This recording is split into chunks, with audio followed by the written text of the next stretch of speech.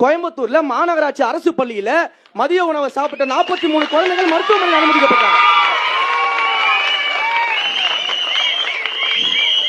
அதுவாது case நடந்துகிட்டு இருக்குது.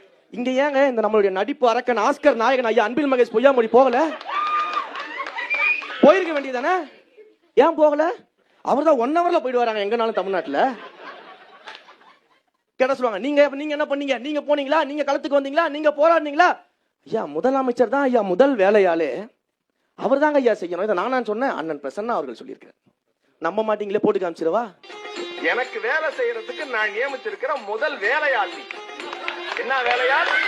முதல் வேலையாள்.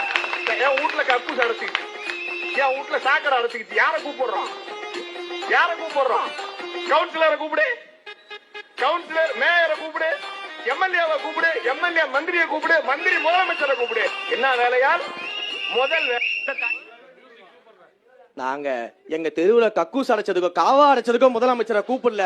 15 நாள்ல இவ்வளவு சட்ட ஒழுங்கு பிரச்சனை தமிழ்நாட்டில் நடந்துகிட்டு இருக்குது. ஏன் எங்கேயும் போகலன்னு கேட்டு இருக்கிறோம்.